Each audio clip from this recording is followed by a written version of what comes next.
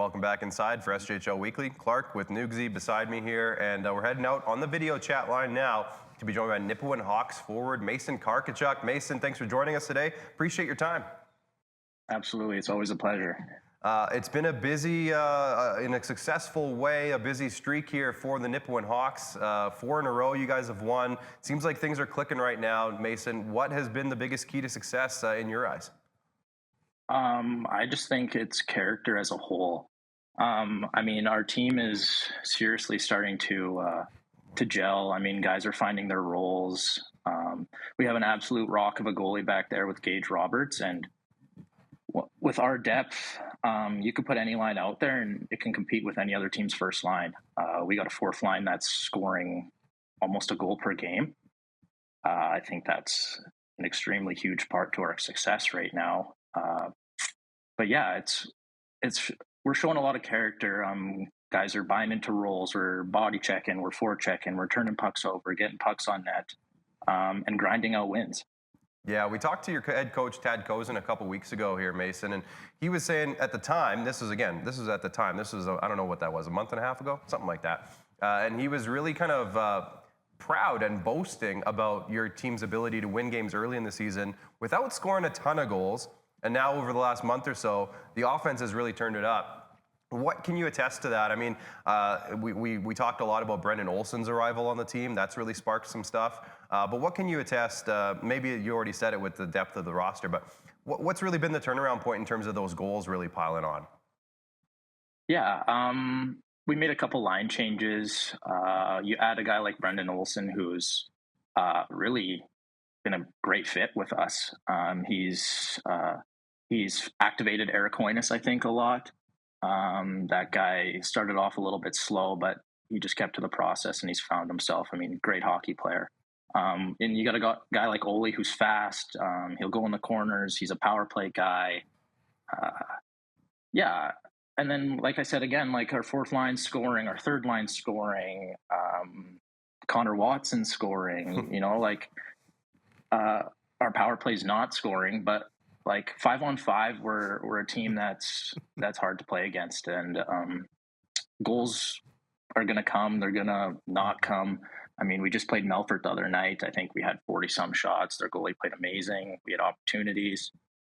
The special thing about us is a minute left. We got a goal. We got it done in overtime.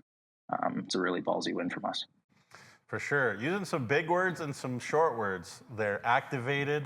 That's a good word, Mason. Well done. Man, this guy's coming for our job. Good grief. I got to watch my back with this guy. Yep. Look, Mason, you've been around the league. I feel like you've been in the SJHL for like 15 years now. I'm sure you feel that way. He hasn't. You haven't. I don't think that's legal. But 118 games, I looked it up, in the SJHL with the Nipawin Hawks, all with the Nipawin Hawks. And I got to ask you, what has been the key for Tad Kozin and the staff, of course, for keeping this core that you guys have had together with Radloff, with Hoynes, with Roberts, kind of the list goes on. I'm not avoiding anybody on purpose. But you just seem like have this real core that's stuck together, and it seems like in junior hockey, people keep saying it's so hard to keep guys together, so hard to keep guys together. What has been the key for you guys to keep guys together? Yeah, well, last year was a little bit of a struggle. But Tad did a great job of keeping the fun in the game. We got to do team events, got to go out as a team, still continued to act like a team that wants to win. We practiced hard, we pushed each other, and everybody had the idea that, we come back and we're going to be a serious contender. Like, we have all the pieces. Another good thing is, like, we're all best friends. Like, we hang out with each other every day. Everybody's invited.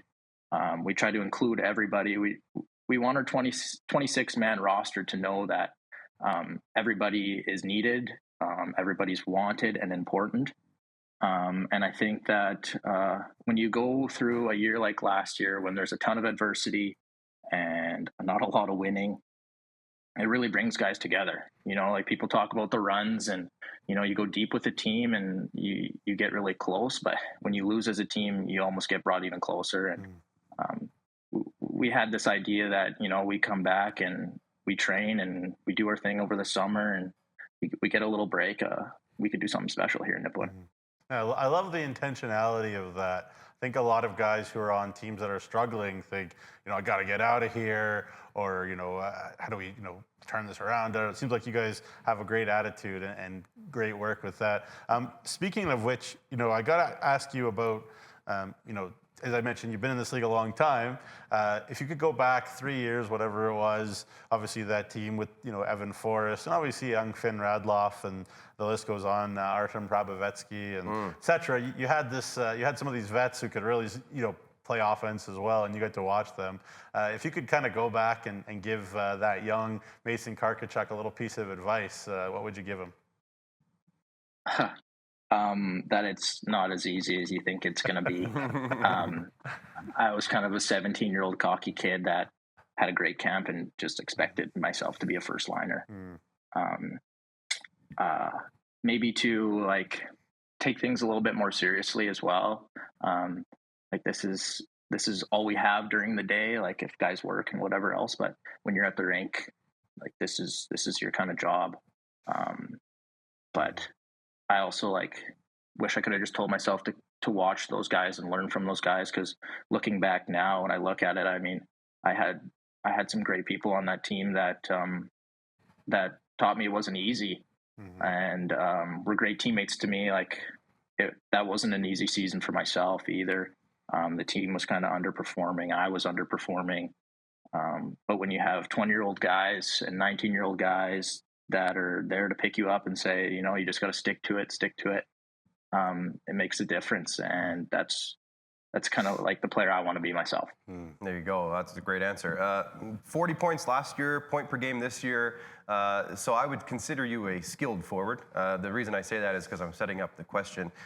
Your head coach was a pretty skilled forward back in the day. I don't know if he brags about it or boasts about it too often. I'm sure he does. I'm sure he does a little bit. But he put up a few points in this league. What has been something where his coaching style and the way that he was as a player maybe has translated to helping you out with something? Has there been something specific that you can tell us that you've picked up from Tad specifically since you've joined the Nipawin Hawks?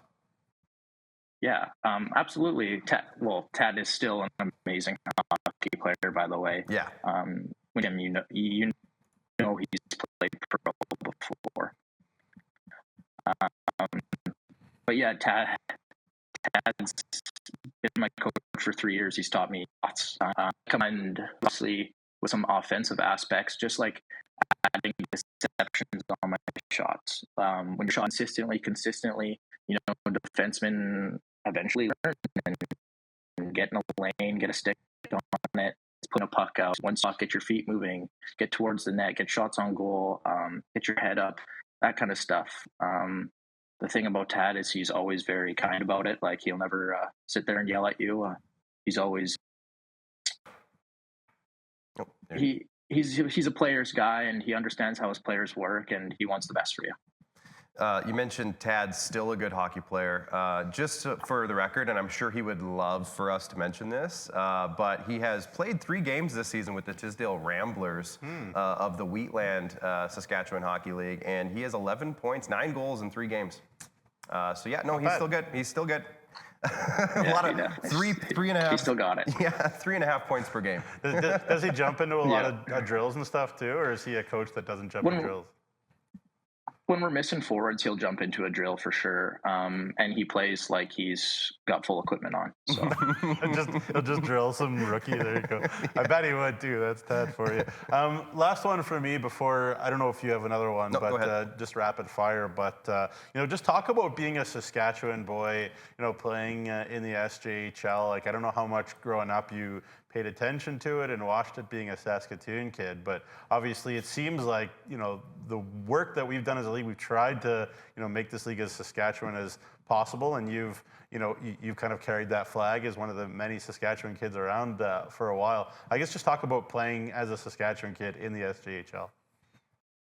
Well, to me, it's super important. I mean, I have a lot of family here. It's kind of a blessing when your family could come to any game that they wanted.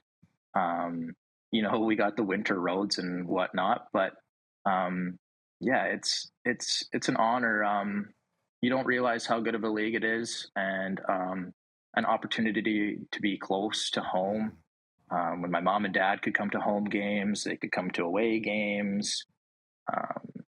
Yeah, it's really special. I think everybody likes to play in front of family, and makes the games just a little bit more special.